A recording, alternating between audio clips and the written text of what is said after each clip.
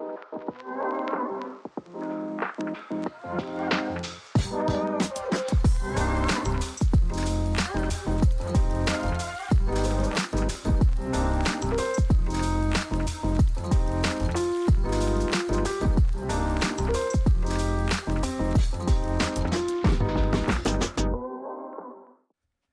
right. Hey, everyone. Welcome to the Work Time Fun Podcast. I'm your coworker, L, and I'm the guy that likes to talk about all things Marvel, DC, and everything else. So grab your cup of coffee and let's get to work. All right. On today's podcast, I am joined by my guest co-host again, Marqui. Raymond. Oh, nice. All right, same time.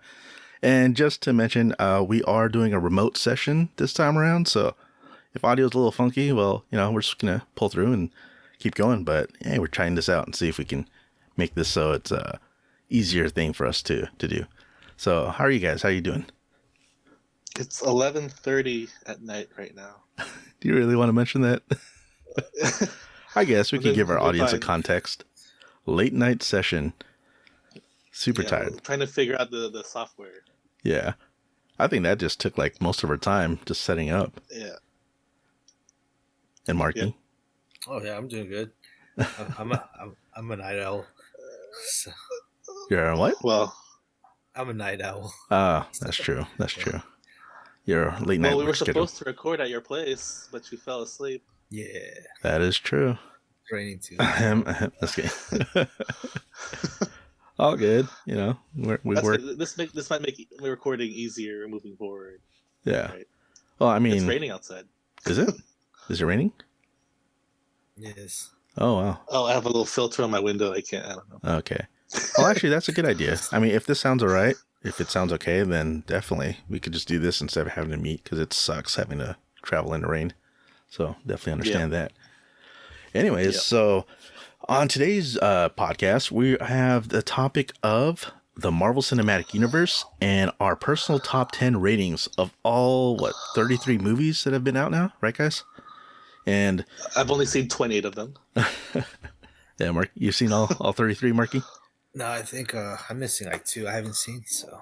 Man, I'm like 33 plus if you count all the things before Marvel started Cinematic Universe. You saw the Thunderbirds already? Thunderbirds? Ghost Rider? 33 plus. That's enough. You saw movies that aren't out yet? No, I'm talking about all the old ones, like, what's it called? All the old Punisher, all the old, what's it called? Fantastic Four. Probably not stuff from the 80s or before then, but... The old Captain America? Yeah, I didn't even know. Did you know there's also an old Doctor Strange? There's like an old... Yeah. You I was like, holy crap. 70s. No. I've watched clips. I watched the trailer. Yeah, I've watched clips. I'm not going to go back and watch those. The only one I kind of wanted to see was the Lou Ferrigno Hulk, because I've never... It was a show, was it? Or a movie? Yeah, It was a TV show. TV show, That guy still shows up to Comic-Con. Yeah. He has no audience anymore. I think the audience kind of aged out. That's probably true. Yeah, no one's lining up to get his autograph. Yeah. Actually, it's funny that you mentioned that, because I saw... who's the original Black Ranger? What's his name? You guys know him? Oh, I don't know, but yeah, he's there too. Yeah, I saw him at Comic-Con, but no one was going up to him. You did see him, right? I see him every year, I think. Yeah, I saw him there. Like, that kind of sucks. Well, it's not a Ranger Con, it's a Comic-Con. Virgil from WWF. You guys watch wrestling in the 80s? No. $1 Million Man, Ted DiBiase had his assistant Virgil. Actually, I know $1 Million Man and Ted DiBiase. Yeah, he had like a bald assistant. That guy is always at Comic-Con. Sergeant Slaughter was there this year. Oh, really? Oh, man. Yeah. Okay. The only one that I saw that was related was that, who's that guy with a white face mask, with a face paint, I mean? Sting? Yeah, Sting. I saw Sting. He was at the, what's it called? The booth with all the toys. I forgot which one it was. He was trying I don't think I could recognize Sting without the face paint. Oh, yeah. I definitely wouldn't. I would have walked past him. I only saw him because he was up on the second floor of whatever, and everyone was pointing and shooting their cameras at him, so... Oh, interesting. Yeah. I don't know wrestling enough to know him. Sting's pretty cool. He had his run in the 90s. Yeah. Oh, man. talk about all the old school stuff. Anything you guys watched in the past week or anything of interest? Go ahead, Marky. Oh, I started an anime called Sort of Guy. I'm 9 episodes in. It's only 30 minutes each. It's on Netflix. It's really not that good, but yeah.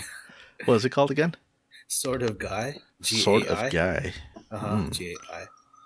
Basically, it's about people collecting these swords that are like possessed with demons.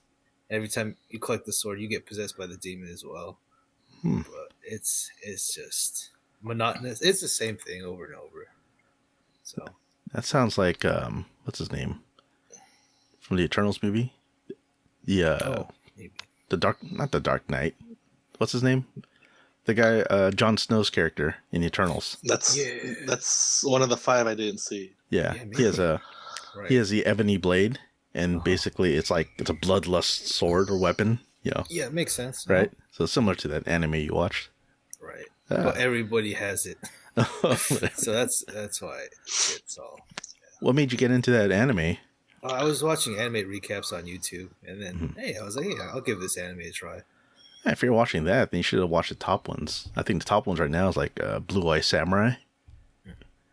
That's a good one. Well, I mean, there's like anime recaps every day, so I was like, "Oh, this one caught my eye," so I'm like, "All right." Oh, gotcha. So it's just whatever anime recap. Then you got into the series. Yeah. Huh. Yeah. So I kind of do that with some movies. They're like oddballs that I don't like watching. Right. Or it makes me think, okay, maybe I should. So that's a cool trick. Otherwise, I'm just watching everything else I like. Other than that, yeah, you've watched a lot. I've heard. Maybe. Okay. Raymond, what about you? Anything of interest to share? I saw episode 3 of The Legend of Prince Valiant on the Comics Kingdom YouTube channel. All right. A little plug for them. Yeah, they have some pretty average animation on there. Excellent. Yeah, I don't know. I think they introduced a new character every episode, so I'm 3 episodes in. Prince Valiant now has a team of 3. That makes sense. I don't know if there's 65 episodes if he has like 64. 65? Yeah, 64 like an army others. of 64 people to fight because the goal of Prince Valiant is to get back to Camelot because he was I think they were invaded and they were kicked out of their kingdom. So was he part of King Arthur's court or something? Yes. He's one of the 12 Knights of the Round, or what is it? 12 Knights of the Round Table? Yeah. Yeah. And he's trying to find his way back. Like they're banished like exile or something. Huh. And he's building this team of it's like an RPG. Yeah, he visits towns and interesting people, and then one joins him. Like we have an archer now, episode 3. So what's this timeline? Like I always thought this Prince Valiant was like something else, like another story. But now that you mention it's actually part of King Arthur's court, I'm like, oh, okay, that would pique my interest. So is it like King Arthur's still around, or is this like way past his time? I've never read those stories, but Prince Valiant goes back to the 1930s, so I assume it's connected. And I don't know how old those King Arthur stories are. They could be even older. Yeah. I mean, you don't really hear too much about. Inspired by King Arthur. Let's see. Who's the only one? Like Sir Lancelot, and I don't even know. Like Merlin. That's as far as I know. Like, there's no wizards yet. But I don't know. We'll get to there later. Cartoon's pretty average. So I can't really recommend it. And yet you watch it. Yeah, because I have the book, and it's the comic strip collection in the book.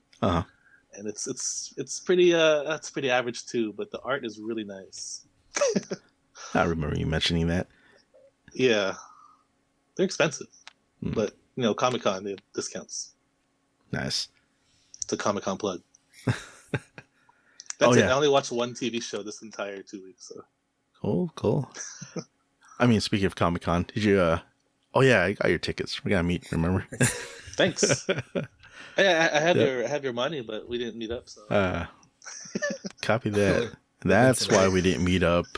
The supposed sorry, it's too late. It's raining. It's raining when it's not. Just kidding. No, all good. It's till next year. All right. So then with me, I guess. What have I watched? Okay. Quite a few. I'm trying to think. The only thing that really stuck to my head, I mean, I mentioned to you guys in chat, but I wasn't kidding. There was a Korean drama that my niece got a whole bunch of us watching. It's called Castaway Diva. It's kind of funny because it kind of references Castaway, you know, the movie with Tom Hanks. So the premise is like, there's this teenage girl that she wanted to meet up her K-pop idol, this one singer named Ranjun. And then she's like, she pretty much she had an abusive father. So she was also trying to get away from him. And then when she tries to basically run away, and she had to take a ferry or a boat to leave her hometown. But then she ends up falling into the water. And then when she wakes up, she's in this deserted island. And she's like there for 15 years. Until like people find her again. And she's brought back into civilization. And then they just keep talking about, oh, it's this girl that was wanting to see her fan. And yeah, it gets all nuts. So I'm not that far out. I mean, actually, yeah. Episode 8 so far. Out of, I don't know how many. Keep watching it? Yeah. I mean, I've been busy with school too, doing some classwork and stuff, so I haven't really been trying to binge it as much as I binge other shows, but I plan on finishing it. It's got an interesting premise. I feel like my wife watches that, because she watches a lot of K-dramas. Oh, yeah? On Netflix. It's a pretty popular I think I've seen it when I turn on Netflix. I see, I think, like, continue watching that line of movement shows. Yeah. I saw it on there, so. I mean, it works out. It's pretty interesting. It really tugs at your emotional heartstrings a little bit, and then it's got some humor and all the typical K-drama stuff, I guess you'd expect out of a K-drama. I haven't seen one yet, so. Oh, you serious? Yeah, it's like background noise to me when she watches. Like I'll just be on my phone or my laptop. That's true. I mean, if there really wasn't anything that I'd watch, I mean, that's not true. If I wasn't forced to watch it at first, then I probably would just ignore it. But since I did, then I got invested into the story, and I was like, "Oh man, wipe my tears." I have no problem with watching it. I just I never started from episode 1 when she did. So it's like episode 3. It's like midway. It's like I'm not gonna try to catch up. I'll just read Prince Valiant on my phone. Yeah, this one's like My Prince Valiant or My Sword Guy or whatever. Yeah, your sword guy. That's right. Yeah. Actually, man, other things I want to keep. So you guys mentioned anime or action or different stuff. Actually, Blue Eye Samurai. I did catch the first episode of that one. It was pretty good. Animation's pretty spot on. The story is pretty compelling. I think it's worth a watch, Marky, since you're watching something about swords anyways. Yeah. And Raymond too. It's on Netflix, so might as well. Another one I really wanted to get back into was Jujutsu Kaisen. Have you guys heard of that one? That was trending for a while. It's still trending. Yeah, it's still trending. My nephew actually just told me about it. He said it's like way getting crazy. So it's like all the action's hyped up and a lot of things going on. So I've been meaning to catch back up. I think it's on season 2, but I'm still stuck on season 1 or having to finish it. Not really anime, but I've been seeing Invincibles everywhere. So, yeah. Oh, that's right. Yeah. Invincible's big. Holy crap. Like, because it just came back, but it only has 4 episodes, and it just finished, I think, last week or so. So everyone's like, oh, man, we're fiending for the next episode. Have you guys watched Invincible? I saw the first episode. No. Of the first season? Yeah, first season. Dude, didn't that twist at the end? Yeah. Yeah. So I recommend that animated show to a lot of people. And then, like, especially like my nephew or someone who watched it, once they saw that first episode, I was like, holy crap. It hooked them and then just got them into watching everything, basically. It's oh, sorry, go ahead. It reminded me of Injustice, if you've ever played that. Oh, yeah. Fighting game. DC Injustice. Cutscenes, yeah. Yeah. Like, basically the premise is Superman goes bad, right? Yeah. In Injustice. They turned it into a comic series, right? Mm-hmm. I think it was based off the comic, or was it based off the video? I think it was a time where it was based off video game first, right? Wow. Do you guys know? I didn't know that. Because I have no idea. Only thing I knew of is the video game, that was out, and then they made the comic book story based on the video game. Because there's a whole lore. I mean, there's a story in the video game too that talks about it, which is pretty messed up. So, yeah. He snaps when Joker kills Lois Lane. So, and then he no. It's more worse than that. Oh, really? In the comics? Or in the video game? I think in both, because it's Joker's gas made Superman get confused, and she was pregnant too, wasn't she? Yes. Yeah. Basically, it confused Superman, and he ended up killing Lois and everyone else. I don't know the details, but I think, man, you're going to have to fact check me next week. So he goes nuclear.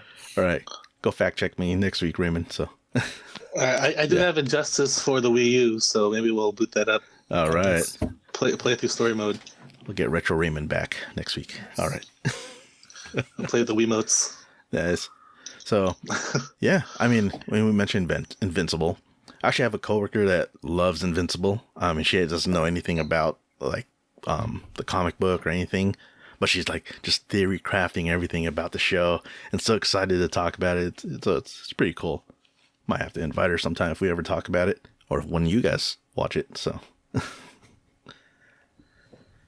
have a friend who's into a lot of comic book TV shows. Well, it's my wife's friend, and maybe I'll drag him into this. If we all talk about the same thing, then well, yeah, for sure. The more, the merrier. Yeah. All right. Okay, I think that recaps mostly of whatever we watched. So off to the main topic here, and that is about the top 10 picks that we have for all the Marvel Cinematic Universe movies. All 33 right now? Yes, 33. Okay. Until Deadpool. Gotcha. Oh, that's not till next year still, so at least for now, 33. And I think the way we're going to do this, we're going to just roll from our top 10, each of us, and then until we reach number 1, right? Yep. Yeah. Okay. So let's just dive in, right? Okay. So number 10, I'm going to start. Got our sheets up. Start with Marqui, then Raymond, then myself. Number 10. Right. Marqui, what's your number 10 MC movie? I have Spider-Man. Spider-Man Homecoming. Cool. I guess. Oh, let's just all list it. Okay, so my number 10 is Black Panther. All right. And my number 10 is the original Iron Man, the first MCU movie. All right, so let's start. Marqui, reasons why Spider-Man Homecoming is your number 10.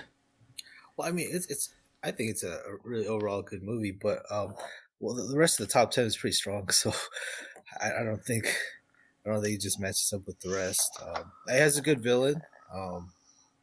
It's got the Vulture. Mm-hmm.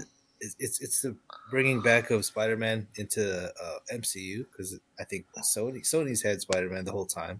Mm-hmm. So I thought it was very welcomed. That was a great intro. Ned was a great addition to Spider-Man's party. I thought that was cool.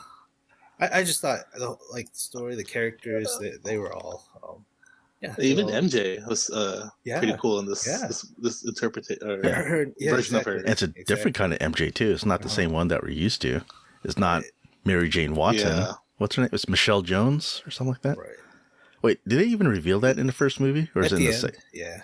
Oh, okay. They call it, I think my family or friends call me MJ. That's what they said. Yeah, that's right at the very end. That's when in detention or something, right? Or something like that. Oh, I forgot. It's been a while. Right. Cool. Solid pick. Yeah, I also think it's the best version of Spider-Man. That's true. That's highly debatable. Do you think Tobey Maguire is a better version? Actually, I'd say I do agree with you. I love Tom Holland's Spider-Man, or his interpretation of Spider-Man. So far, I think it's the most spot on. Teenager that gets into these powers and just discovering himself. It gets the humor right. I think. Yeah, and he's just very comical. I mean, it's very different than what Andrew Garfield or even Tobey Maguire got. Tobey Maguire, I mean, he's always going to have a soft spot in my heart for just being the OG, you know? Like, man, he's the OG. He's... Yeah. Yeah. But, I mean, people are just, what's it called? What are those, just memory goggle, like, when you're just... nostalgia goggles? Yeah, nostalgia goggles. When you keep saying, oh, Tobey Maguire's the best. Nah, man. Nostalgia goggles. If you think of it. It's kind of wacky. It's too melodramatic, I think. Especially the sequels. Oh, yeah. When he gets into But Spider-Man's more fun in the comics, and I think they kind of nailed it there. I didn't really hate the Andrew Garfield version either. I thought he had the best Peter Parker in terms of romantic chemistry with Gwen Emma Stacy. Stone. Yeah, with Emma Stone, Gwen Stacy. I keep using the actor names. Yeah, he's a character names, man. Yeah, I got you. But yeah. Anyway, yeah, it's on my list too, but it's a little higher up. I think I like his suit the best too, or like the graphics in Amazing Spider-Man, Andrew Garfield. Dude, those are spot on. Oh, something about like the sharpness of the suit and the sharpness of the movie just seemed better to me than like... You call it graphics? You mean the special effects? The CGI, whatever you call it. Yeah, I mean... the lizard? Like the lizard? Yeah. Or even freaking Andrew Garfield's suit. It's just... Whoops, hit my microphone. Nice. Yeah, it looked awesome. Yeah, the first movie wasn't that bad. It was pretty good. I remember... I was one of the... I thought it was a pretty competent Spider-Man movie. Mm-hmm. Sorry, overall, I don't know. I don't even remember the second movie, so... Yeah. All right. Anyway, so Raymond, Black Panther is your number 10. Thoughts on it? Black Panther. I think it has the most interesting villain. Definitely strong villain. Killmonger. Yeah. Mm-hmm. Killmonger. Portrayed by Michael B. Jordan. Yeah, I forgot his name too.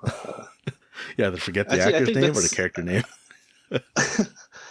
I think they could have gone further, but I think Marvel, because of the limitations of like being in the MCU, they couldn't really explore like Killmonger's motivation more. Yeah. But overall, I thought of all the villains, let me see what I have on my list. He's definitely like one of the strongest antagonists in the MCU universe. I think that's good enough for this movie to be my 10th favorite. Gotcha. Although, to a point, I mean, MCU villains, not really a strong point for MCU, if you know what I'm saying. Yeah. I mean, if anything, MCU is guilty of having really weak villains throughout their movies. Not weak in the sense that they're not powerful, but weak that, hey, they're like just the writing, the villain of the movie, and then they're gone. Like, why the hell are they killing off all their villains from the first movie already? Bar, Thanos. You want them to survive? Yeah. Making the sequels? Like, imagine if you had Killmonger still alive after Black Panther. Like, he didn't get killed off. Dude, he could have expanded into Wakanda forever and made that even more. I mean, they even brought him back because they had to, because they couldn't bring back, unfortunately, Chadwick Boseman. They couldn't. But just imagine if they were able to bring him back as an actual character and not just in the dream sequence in Wakanda forever. I think that would have been... Like, Red Skull has been out for all the movies pretty much, and I thought he was a really good character. Yeah, for Captain America, yeah. Or it could have been something else. I mean, now he's just relegated to being this ghost that holds the Soul Stone or tells people where to get the Soul Stone. Like, okay, never mind. Cool. Black Panther. And then for me, my number 10 is, like I said, is Iron Man. I mean, that could have probably gone higher on my list, but honestly, everything else that I have listed that we'll mention is pretty strong going. Reason why it's number 10 for me is because it's just, I mean, it's the start of the MCU. It's got the heart. It's got everything. For me, how I chose my top 10 movies is just rewatchability. Like, can I go back? Can I watch this movie? And can I enjoy it? And I did. I went back. Actually, this past week, I watched Iron Man 1. And I was just, man, this is awesome. It holds up. Like, I love it. I could watch this and, like, even if there's no MCU, this was just a singular movie. It works. And it holds up to this day. So, that's why it's my top 10. It probably will always be, unless just something else just really knocks my socks off for the rest. But, yeah. That's also in my top 10, so. Mm-hmm. Yeah. All right. Cool. Gonna go to the next. Number 9. Number 9. Marky, you're number 9? I have Avengers, the original one. Avengers 1? Yeah. Marvel's The Avengers. You and Elmar. Oh yeah, I should probably mention that then. So I chose the same thing actually, so we could probably hold off ours. And then Raymond, you're number 9? Okay. I have Iron Man 3. Okay. So you're the dissenting one. Should we start why we chose? All right, let's start with you. Iron Man 3. Why is that your number 9? So I think Iron Man is the greatest superhero in movies. The combination of Iron Man, Robert Downey Jr., and Tony Stark. Iron Man 3 is kind of a Tony Stark movie, and I think his charisma can carry a movie. Oh yeah, with for sure. Very little Iron Man in it. Mm-hmm. It does have a very weak third act, but I thought I kind of forgot the beginning, but I thought that second act, where he's kind of like a MacGyver, was really entertaining from what I remember. And I know this is kind of a divisive movie because of the villain, the fake villain, the kind of the Ben Kingsley's character kind of threw people off. The Mandarin. But at the same time, of the Mandarin rings. is kind of a racist caricature. Like, you can't have the Mandarin in like a modern movie unless you did it. And I thought you're wrong. Shang-Chi. You know what? Shang-Chi. Yeah, the Mandarin. Is it called the Mandarin in that movie? No, because he made fun of it. He said, "You made your villain in orange." You're right. So he made fun of it. So yeah, to your degree. But in the kind of same sense, he was kind of the title, 10 Rings villain, like top person in the 10 Rings, which would have the title of the Mandarin, at least from the comics. Right? You talking about Iron Man 3 or in Shang-Chi? No, I mean as a character, Mandarin. That's what I mean. Yeah. Okay. Yeah. Not the movie in particular, but yeah. And I kind of like when they kind of subvert your expectations when he reveals Ben Kingsley just an actor and he's kind of a goofball. I know. It's like, I'm just an actor. I'm just an actor. Yeah. I like how it breaks the hearts of the comic book fans around the world. Yeah, just on the strength of the character and the actor, I have Iron Man 3 on my list. Just like tearing it away. Any thoughts on that, Marky?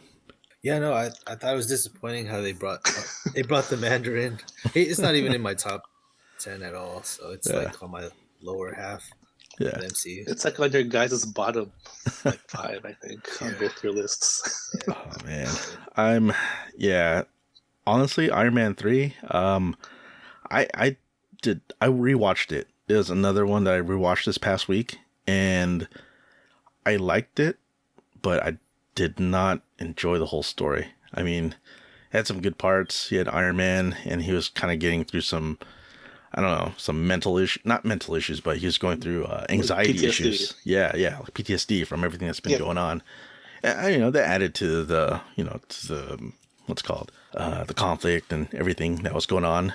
I mean, aside from the fake Mandarin and the real villain, Killian, and then the whole extremist program. I'm like, oh, okay.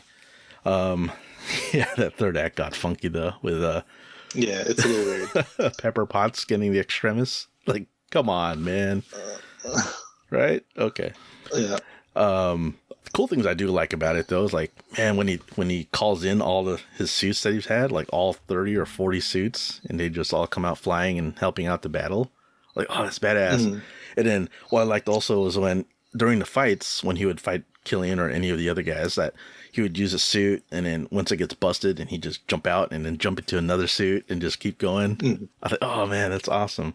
So, like, it just builds on it, and you see how like he has all these different kinds of armors. So it just goes to show Tony Stark is just always evolving. He's always creating new ways to solve problems because he has suits for every kind of situation, right? So, yeah. Mm-hmm.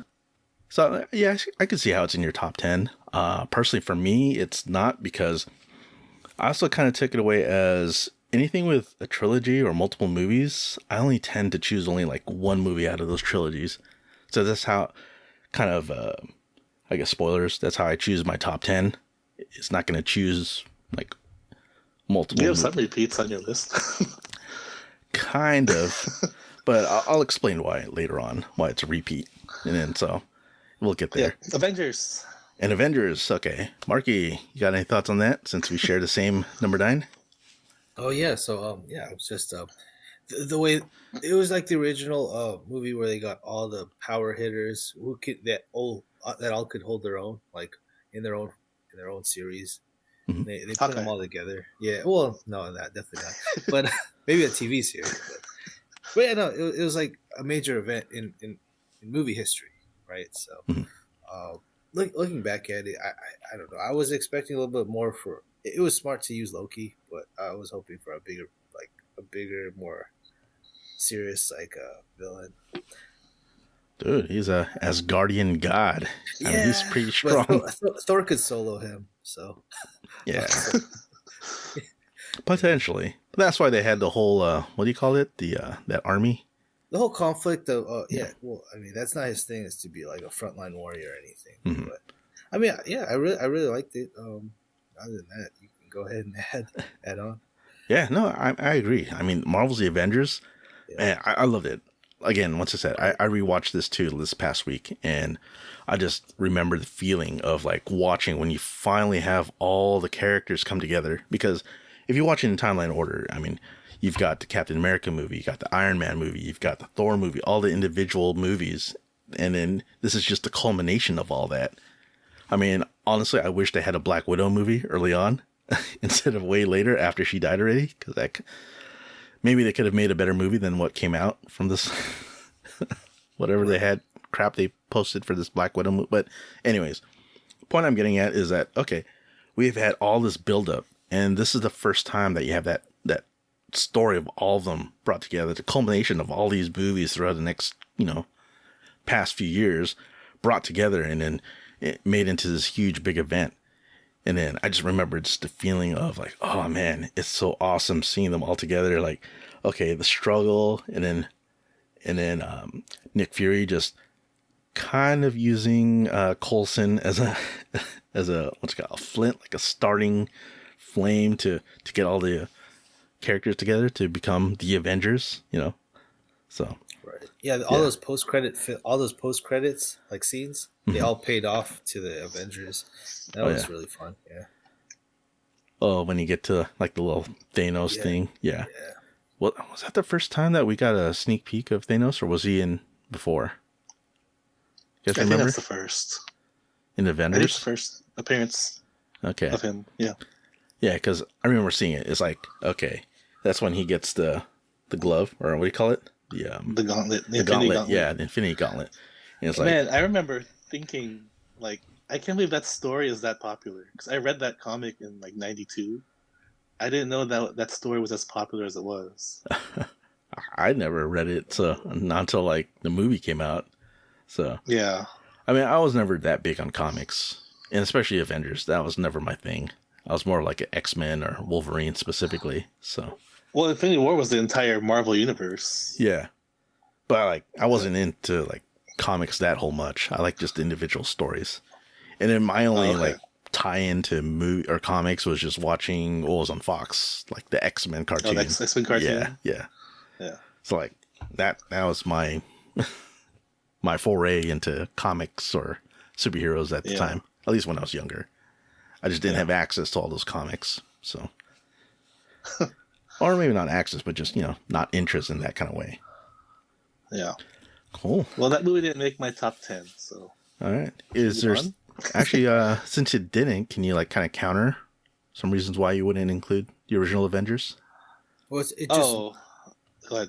It looks like on the rest of the list, it looks like it barely made the top. I mean, it did make it, but it was just edging off. Oh, yeah, technically, it's the 12th. It's 12th on my list. So I mean, it's high up there. Yeah, so it's too it's that Joss Whedon style of like dialogue, which I think is kind of off-putting. There's a good chunk of this movie where they're in the Shield floating ship or whatever, and they're kind of telling us that they don't get along, but they don't show us that they're not getting along. That's a very Joss Whedon thing to do. He does a lot of. It's very witty dialogue banter between whatever characters he's writing. It's in his comics. It's in whatever that one season show that everybody loves. It's that sci-fi show from the 2000s. You know what I'm talking about? Which one is that? Not Buffy, but it came after Buffy. But I think. But if you watch Buffy the Vampire Slayer, like it's just it's very I don't like it that much. And there's a lot of that in this movie, and I think it's even worse than Ultron. But I don't have much memory of Ultron, so I rewatched all those. So I'm gonna slightly counter that. I think there was a lot of there's a lot going on in the Avengers 1. I think the main problem they had was that they just couldn't jive all together because they all had their own personal attitudes. They didn't learn how to adjust to become a team yet. So I rewatched it recently, so I saw that they all individual, like Captain America was so patriotic, or he was so what's called Boy Scout. You know, he's such a Boy Scout. He was always following the rules, and Tony Stark, Iron Man, he was just all like, being flashy, being like the smart guy, being the one who knew it all. He was the know-it-all. And then everyone else was just like kind of doing their own thing. Like they haven't really discovered themselves of how to work together. And I think that's kind of what the gem is of the story. But it took someone like Agent Coulson's death to bring everyone together. Yeah. I mean, it's cool. Internal. Yeah. Yeah. Okay. Oh yeah, and then I didn't feel like the real tension in those scenes. There's a lot of we're not a team, we're a time bomb. I don't get along. I don't play nice with others. Like, what is this? Joss Whedon, shut up. That's like regular work life, man. I don't get along with my coworkers. I don't get along with these guys. Like, show me like Captain America like clicking a pen. It's bothering Iron Man or something. Like, show me like annoyance. Don't tell me you're annoyed. You know what I mean? Oh, that's where you get. I think that's kind of the style. Get one of those famous lines with Captain America says, "Yeah, like take away your money and all these things. What are you?" And then I forgot what Iron Man said. Yeah, he got owned. Yeah. No, he said, "I'm a billionaire philanthropist playboy" or something. That's in the trailer. Because I watched all the trailers earlier. Exactly. Yeah. So there's those quips like that. So, but anyways, enough of that. So don't be too negative. It's still a good movie. Yeah, this is your top 12, so it's up there. Yeah. All right. My top 12. Number 8. We got number 8. Marqui. Number 8. This movie could have been a lot higher on my list, but Guardians of the Galaxy 3. All right. Guardians. It's more like recency bias, but I rewatched it and it was pretty good. Oh yeah. Raymond, you're number 8. Oh, number 8. I have Thor. First one. The original Thor. Okay. Yeah, the original Thor. That's a unique pick. Mm-hmm. I think that's a unique pick out of all of us, right? I have one too. Yeah. Thanks. That was a little bit down on my list. My and then my number 8 is Avengers: Age of Ultron, the second movie. So I don't know if that's what you meant by. Also a unique pick. Is that? Oh yeah, I guess so. Out of everyone else, you're the only one who has it on your list. Yeah. It's my top 10. So yeah, okay. This time around, we're all different. Yeah. So with Marqui, I mean, I agree. Guardians of the Galaxy, that's spoiler talk. That's a top one for me too. So yeah. I think it has more to do with recency bias. It was just seeing the closure of the series. Mm-hmm. I mean, yeah. So I do like how it keeps the same vibe as all the other ones. Unlike how like Thor goes out in every direction in each of its movies. Thor 1, Thor 2, then Thor 3. Yeah. If Guardians of the Galaxy feels like you're at home watching the same team. It keeps the same vibe. It keeps the same throughout all 3 movies. It's the same characters, same director, same like just feeling you get. Like you hear Guardians of the Galaxy, you already know what kind of movie you're gonna get, right? Exactly. Yeah, I feel you. Like Guardians 3, it's I have to agree.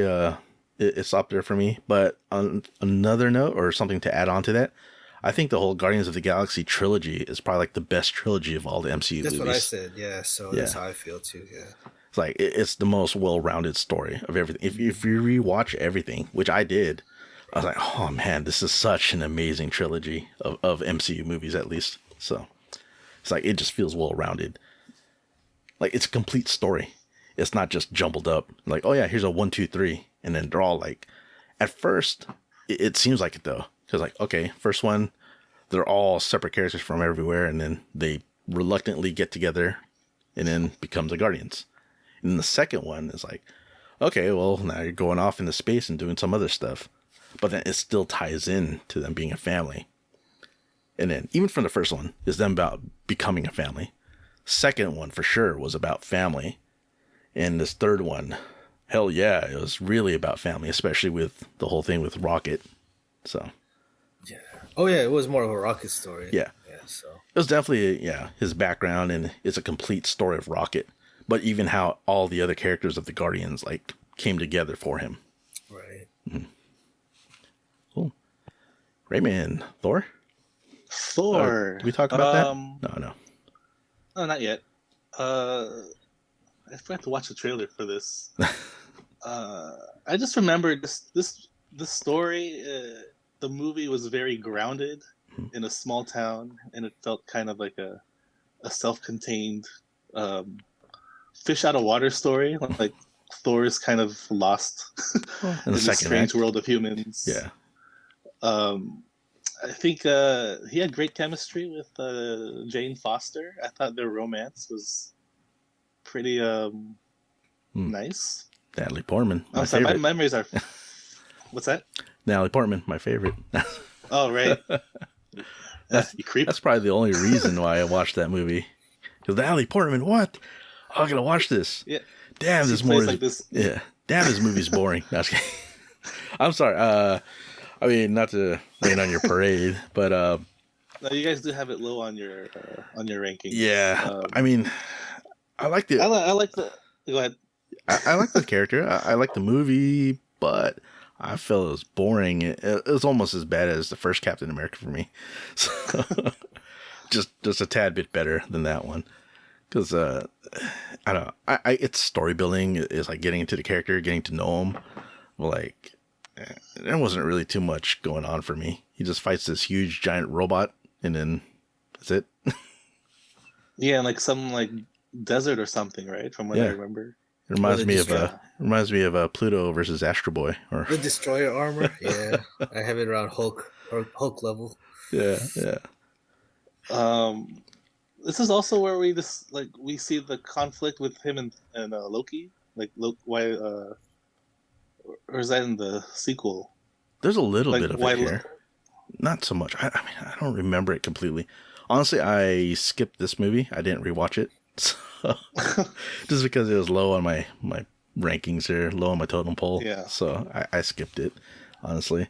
The feeling I got out of it is like, okay, cool. You get reintroduction of Thor. You get to know about all the Asgardian characters. Then, yeah, that's it. I think the stuff not on Asgard was entertaining to me. Oh, just everything that happened on Earth? When he's kind of acclimating to, like, human society or like the human world, this sort of like people who are beneath him. Yeah. His powers are taken away. I get the story. Like that fish out of water story. Yeah. It's him like trying to get his act together, basically, right? Because he was such an arrogant, like, kind of bastard, before. Right. Yeah. And it's yeah. So in a way, it's a coming of age story for Thor. Yeah, that's another way to look at it. Yeah, it's I think it's just the two Natalie Portman and the actor who plays Thor, is it Hemsworth? Mm-hmm. Chris Hemsworth. They're very charismatic in this movie, I think, and I really like their chemistry as a romantic subplot. Oh yeah, love it when I know it's a superhero movie, but as a movie in general, it kind of ticks the boxes of like a decent like action comedy. And then just to add to that, I actually like how they added that into Thor: The Dark World. I mean, this isn't in our list or anything, but I just want to add into it. Thor: The Dark World second movie gets a lot of slack. I don't know, for whatever reason. I rewatched it and I actually enjoyed it. I thought, like, why is everyone hating on the second movie? I thought it was great. I thought it was good. Like, you get the whole interaction with Loki, then you get the whole, I mean, I kind of get it. It was kind of a weak villain story, just about the dark aether. But I think because Thor, before Thor Ragnarok, Mm-hmm. I don't think he's good enough to carry a movie unless he had some like witty characters around him. And I think Jane Foster's was kind of limited in the sequel. Mm-hmm. Where they were kind of on their own thing, like her and her sister, whoever, whatever her name is. No. Like I think Thor and Loki, like that Thor, I think it's not they're not charismatic enough together. Before Taika Waititi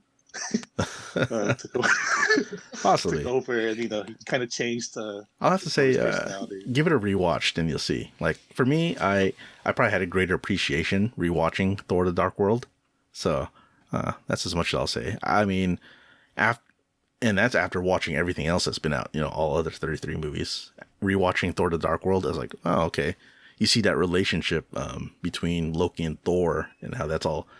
This is occurring after the first Avengers, so it's when Loki's locked up and everything. So, yeah, I think it's after Iron Man 3. I forget how exactly. Well, it's definitely after the Avengers.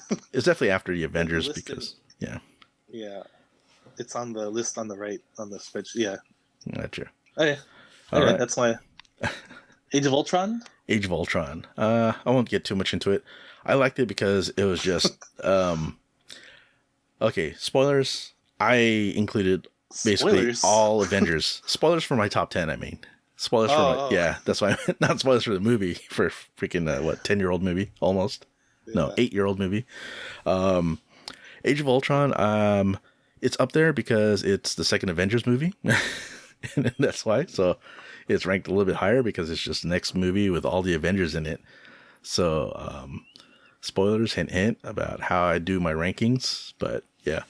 And the reason why I put it is because it's a way they were able to introduce new characters. That's when you get Wanda, Scarlet Witch. That's how you get Quicksilver, even though it's very short-lived. And it kind of just expands on those characters. And then Vision too, right? Oh yeah, and Vision. Yeah. Holy crap. The whole, what happens when, the idea of it's just an evolution from the first movie. So Tony Stark, he gets all freaked out. So he has to create, a system to defend the world. And so he, for whatever reason, he wants to create, Ultron, an AI that can help fight. Except that AI goes rogue, becomes Ultron. And then them, just trying to fix the situation. They could have done it again. But then this time, something with it just ties in, the Mind Stone, getting into that freaking body and then creating Vision. Holy crap. I mean, I don't know Vision's origin story, but that origin story for Vision was awesome. Do you guys know, how was Vision ever started up or created in the comics? Do you guys know? No, I didn't read Avengers really. Yeah, exactly. Same here. I have no idea. But the way they crafted it in here, it was supposed to be a body for Ultron, but then, they were able to stop it. And then they used the Mind Stone and just freaking Jarvis's AI. Holy crap. How long have they been planning this to come along? You have Jarvis, the AI from Iron Man 1, and then throughout all the movies, however movies it takes to Avengers or Ultron, how many movies is that? So Iron Man 1, 2, 3, 4, 8 movies, 10 movies. 9 or 10? Yeah. That many movies. And then to freaking have Jarvis become the AI that becomes basically something else, which is Vision. Oh man, it's just awesome how that unfolds for me. So that's why I put that up there for me. It's just the next evolution of the Avengers. Mm-hmm. Well, neither of us have that on our list, but and it's fresh in my mind because I rewatched it, so that's why I was able to speak so much on it. All right, next number 8. Are we on 8? No. 7. That's right. Marqui.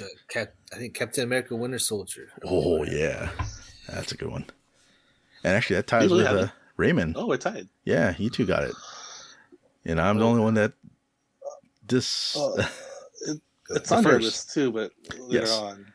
Spoilers, yes, it's on my list, but yeah. So we'll discover when.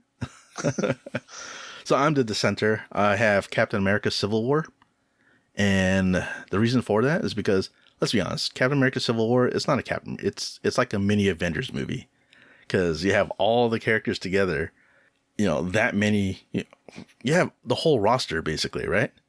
Of all the Avengers plus more. You have the introduction of Spider-Man. You have the introduction of Black Panther. It's like, holy crap, it's an Avengers level movie, but encapsulated in a Captain America quote unquote movie, Civil War. And then just how crafty, what's his name? Baron Zemo, a normal dude that was able to craft like just the steps in order to make the superheroes fight themselves. I thought that was very crafty how they did that. So yeah, I like that movie too. Yeah. It was good. Yeah. Spoilers list for Raymond. All right, you guys chose Captain America, Winter Soldier. Or go ahead and speak. Do you want me to elaborate on Civil War? Yeah, if you want to add on to it, counter, whatever. No, I really like the movie too. I think it's a really interesting take on a villain. It's not just some big bad. Mm-hmm. It's just a guy who wants some kind of reciprocation for what happened to his family, right? Yeah. Baron Zemo's family died. He blames the Avengers. He plays simple man. The voicemails, and he's about to kill himself at the end, right? Yeah, that was a powerful scene. Black Panther's like, no, I'm gonna die first. It's like, no, the living still has to deal with you, or something he said. I forgot what he said. I just recently watched it, so yeah, it was awesome. I thought the action scenes I remember being really good, like really well shot. The whole airport, on the freeway or something. Yeah, the airport fighting scene. The airport, the big airport fight scene. Also, it's again, I think Iron Man is kind of the full range of like acting for Robert Downey Jr. When he sees his parents being killed in the surveillance video, you kind of see kind of flips. He really sells that. He really sells that scene, I think. And I could say right now, kind of not really a spoiler, but my list does lean Iron Man heavy or Tony Stark. Because I think really he's the strongest character in the MCU, and I think a lot of characters are kind of a rip off of Iron Man in a way, especially someone like Doctor Strange, who's not in any of our lists. But I think he kind of set the template for like the like a really solid superhero in movies, and I think a lot of these characters kind of take something from Iron Man. Like they all have that same kind of sarcastic humor, that same kind of quick wit, and I think this is kind of the best movie that he's in, I think. Well, I think to add to that is because, I mean, you look at all the MCU characters we have. I think by far, Robert Downey Jr. is like the perfect casting of any of the Marvel characters. I don't know if you guys agree or not. Because he fits the bill. He's into his role. He knows the character well enough. It's basically him playing himself, kind of like in the same respect as how what's his name? Just forgot. Deadpool actor for Deadpool. Ryan Reynolds. Ryan Reynolds, yeah. He's playing himself, and he's basically Deadpool. I mean, like, being able to just be yourself, being the character, it makes it easier on that actor to portray that character. So that's why I think with Iron Man, it's just like he's kind of playing himself in a kind of way, and he's able to riff off that and just play it so well and be so invested into that character. He is playing himself. He's like I think he started out in SNL, didn't he? I started off in a lot of things, so I haven't seen all the old stuff he's been in. But I think he was an SNL cast member for like one season. When SNL was kind of at its lowest point, I think. But also, Iron Man in the comics is not the Robert Downey Iron Man. Like, he took this character and made it his. Yeah. That's probably true. I mean, to a point she's saying, who remembers Iron Man in the comics? Like, he was never a popular character for me. Like, I never thought. He was like a B or C level. Exactly, right? And I think even when they brought Iron Man to Comic-Con, like 2000, the year before the movie came out, people were like, wow, they're really digging into, like, the bottom of the barrel for this guy. And then, Jon Favreau came out and he showed the trailer. I mean, he plays a big role in this, too. Like, he made that movie. And I heard Iron Man 1 was completely was mostly improvised. Like he allowed Robert Downey to riff off of whoever played the bad guy, that famous actor too, Jebediah. Anyway, what's his we're real not there. name? Yeah. Obadiah Stane, the actor for that. Yeah, Jebediah. Jebediah. So we're talking about Winter Soldier, right? Yeah, that's you guys' pick. Yeah, that was Civil War. Winter Soldier was a really cool action movie. I remember. Hell yeah. I think it had very cool grounded action. Like it wasn't just out in the sky fighting in space special effects. Like there was some well choreographed hand-to-hand combat, and I think that's what makes Captain America movies pretty cool. Is that all his fight scenes are kind of grounded in a kind of reality. Yeah. Grounded in kind of realism. Kind of realism. Yeah. Also, I think it was like a spy kind of thriller. Yeah. The way they kind of told the story. I think that's how they pin it. It's a spy thriller action. Yeah. Right? It felt at the time, I think, the most serious of the MCU movies when it came out. Like in its tone. Yeah, because this. I'm sorry to interrupt. It's before like the whole Thor Ragnarok. Like once it started getting into. No, not the Guardians, because it was still before Guardians, right? So, yes. Yep. I think it's right before Guardians. Yeah, 2 movies. There's Doctor Strange, then Guardians. Oh wait, no, this Volume 2. No. Oh wait, Guardians was way before. Okay, no, I'm looking at Guardians 2. Wrong one. Yep, it's right before Guardians. So yeah, they're the same year. I remember that's a pretty strong year for Marvel. Yep. So it was right before it got that kind of tonal shift where it became all about comedy, basically, instead of the seriousness. And also, I think I think a lot of us were kind of down from the first Captain America movie. Like it wasn't as good as we thought it would be. So I think there were some doubts. Gosh. There were some doubts about the sequel. And I think I think this is the movie that really made Captain America take off as a really cool character. Oh yeah, this totally catapulted Captain America for me because first one whatever. Like it's kind of a letdown. Yeah, definitely. Yeah. Especially for having a Red Skull and being a period piece. Yeah, they kind of squandered it. I almost felt like it's like Indiana Jones, but then with superheroes. I don't know. I mean, that sounds cool. The guy who directed was the director of The Rocketeer. Oh, really? Right? Okay, well that kind of makes sense. It has that font. Yeah, but The Rocketeer was a pretty cool movie. I did like it. That cool. Oh. Another actress I like too. What's her name? Jennifer Connelly. Yeah. I see. Man. Yeah, no, I like the conflict of Bucky being, Cap's best friend, and then now he's trying to find himself because he's been brainwashed. Sorry, very, very romantic ending. Yeah. No. Even before that, holy crap! The reveal that the Winter Soldier is freaking Bucky Barnes. Who died in the first Captain America, presumably died. Right. Yeah, I was like, holy crap. I mean, I don't know the character too well, so I didn't know if that's who he was in the comics. I'm sure it is, but just that whole reveal for me, like, holy crap, that's awesome. And then him trying to it was revealed in the trailer though, I think. So I think it's kind of spoiled in the trailer. Was it? Okay, I probably didn't see much, but I didn't put 2 and 2 together. But for me, I could be spoiled with a movie or with a show or whatever. I like to see how that story unfolds. So for me, watching a movie or show, even if I'm spoiled, I want to know how did this come about. And if they tell me a compelling story, a story that's compelling enough for me, then I'll still enjoy it. That's fine, but I think it does remove an element of surprise that can't be repeated or felt again. Oh, you want to know the worst surprise? What's it called? No, the worst one that got ruined for me, that just kind of made myself change the idea of surprises, whatever, don't matter. The Sixth Sense. I was going to watch it. Someone out in the crowd coming out of the theater said, "He's already dead." I'm like, huh? What are you talking about? And then go in and watch the movie. Yeah. Motherfucker. Just ruined. That and the whole "I see dead people," that was spoiled in the trailer too, and I think that would have been a pretty cool reveal if you didn't see that trailer.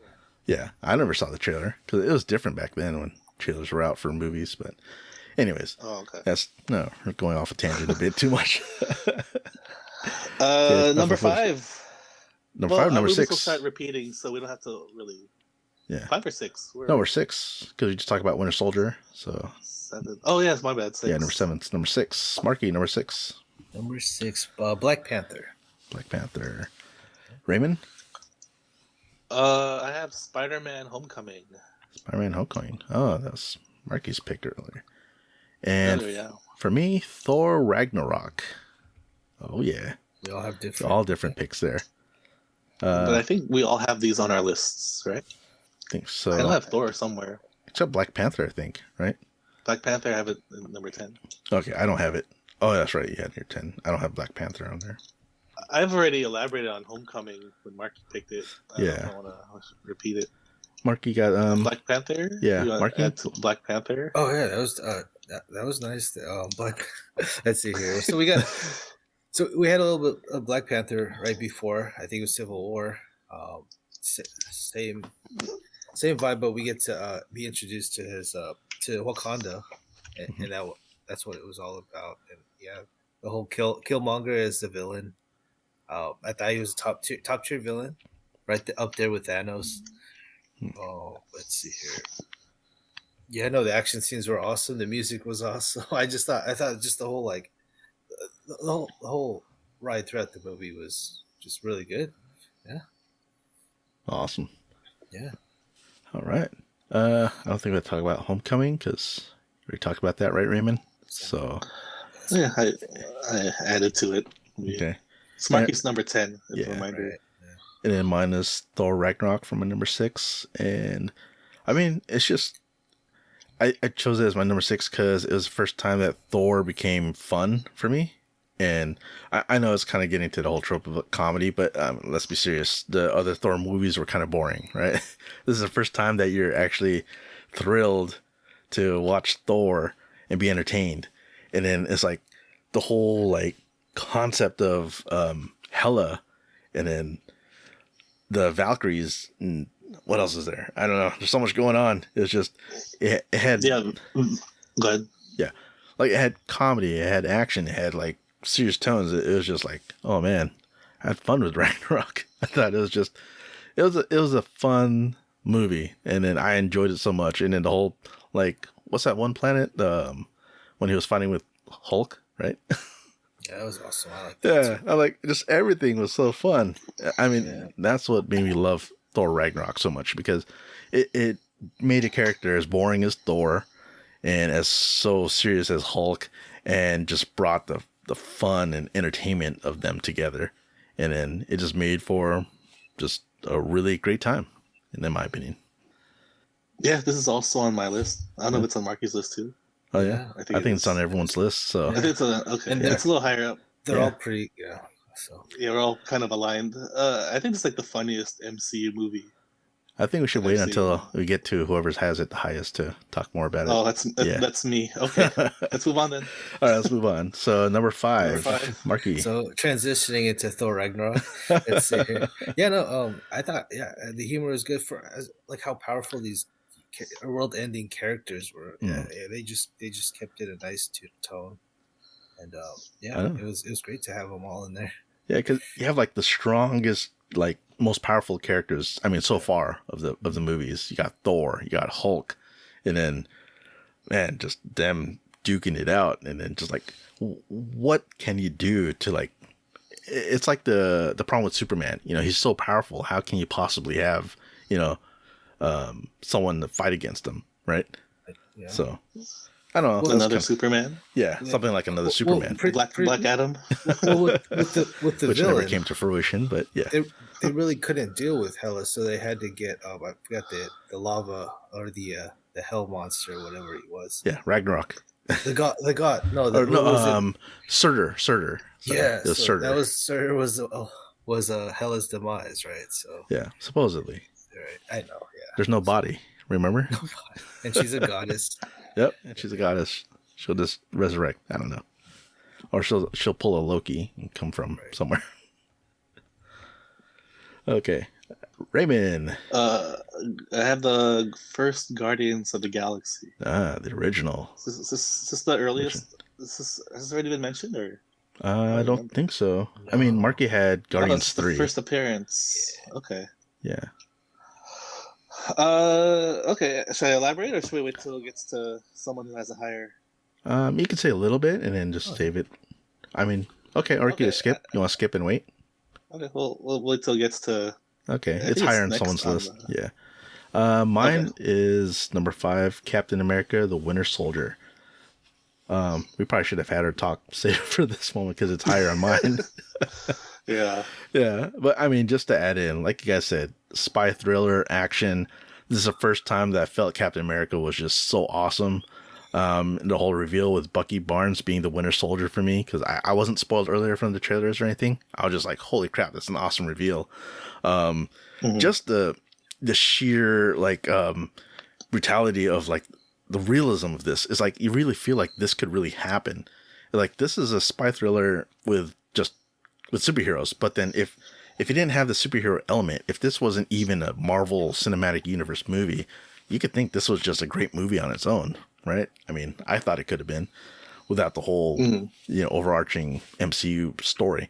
I just love this movie because it brought a sense. It was like a full rounded story. You have Captain America in the beginning, just okay, like he's getting used to what life. It's like you get the beginning of the first Captain America, the boring part, and then to kind of speed run it and then get right into the action, and then they just keep pummeling it with action all throughout until the very end, and that's why it's like this. I mean, far back. Honestly, this used to be. No, it still is. I was going to say, this used to be my top 5. It literally is my top 5. Yeah, I was going to say, it's always been like my top 5 for like the longest, for as far as I remember. I've always kept it as my top 5, if not higher, throughout everything, except for recent movies that came out. But we'll get into that later. So, next, number 4. Marqui, number 4. So I was Civil War, and for all the reasons you mentioned, everyone mentioned earlier. Captain. Top tier. Gotcha. Raymond, number 4. My number 4 is Thor Ragnarok. Thor Ragnarok. All right. I mean, do we have a higher anywhere else? No. So it's highest on my list. Okay. I mean, is there anything you want to add from what we've said? Yeah, I think I said it was I think it's the funniest MCU movie. I like this version of Hulk. He's has like a 5-year-old brain. Like he's kind of developed some kind of awareness or like control over being a big green monster, but he's still like kind of has the mind of a child. Well, this is because it's the longest that Hulk has stayed as Hulk and hasn't reverted back to Bruce Banner, right? I'm sorry. Oh, no. I was just going to elaborate that. It was my first idea. Like, I never knew if this was really explored in the other movies or not, but I always thought that Hulk was just, Bruce Banner's mind was in there, but just kind of like just dumbed down in a way. I didn't know that Hulk was just actually another, whole other identity for him. They made it like the Hulk, right? It's like Hulk. A Dr. Jekyll and Mr. Hyde. Yeah, that whole thing. Spin-off. Yeah, exactly. So in my mind before, I always thought it was just Hulk was just, the rage just built up on Bruce Banner and he just couldn't control himself. I didn't think it was just a whole, other identity. So that was the first time that I realized that. I was like, whoa, okay. Yeah, and I think like having that kind of Hulk with Thor, that's a great like duo or combination. And Loki, the way he's more comedic, I think, in the scenes with Thor. Oh yeah, they're all more comedic in this one. Yeah, that's true. Yeah. Also, this movie looks good. Like some of these shots, like there's like a shot with like like an orange like sky and it's like a blue like bottom like dark like lower half. It's like a big slow motion like war shot. I don't know if you guys remember that scene. I think it's like a flashback, or it's in the trailer. I remember a lot of nice looking like shots in this movie. There's a trippy one. Go ahead. Sorry. There's a trippy shot too, like when reminiscent of the Willy Wonka thing where they're going on the sled and then they're warping to the new planet. I think that's right. It's like you like scream like a is on LSD. It's crazy. Yeah, this I would before this I thought Guardians was like the most humorous movie, but I thought Thor really took it to the next level. Yeah. I guess as a kind of a cheap way to put it.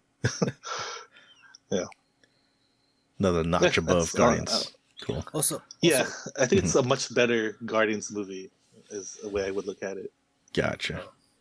Going back to Hulk on in Ragnarok, I think this was off of him from Ultron, right? So he was hiding the zucchini with Black Widow, and then I don't know, he was feeling bad, and then he took he took one of the Avengers spaceships, right, or ships? Yeah, he just rode off into the sunset, and then he ends up in Ragnarok. Next thing you know, did they explain that? Like, how does a twin? How do you call it? Twin jet, or what do we call those Avengers jets? Quinjet. Yeah, Quinjet. How can it just fly off into space and into this whole other? Well, I don't know if it was really explained, or I didn't pay attention enough. Technology. Yeah. I will say one kind of downer is, well, not a downer, but this is based off the Planet Hulk story, which is a really good Hulk story. Hulk Ragnarok. And they kind of bastardized it to make like a Thor comedy. Because who's the Rock character? Oh by the director. Yeah, Taika Waititi's Korg. Yeah, Korg.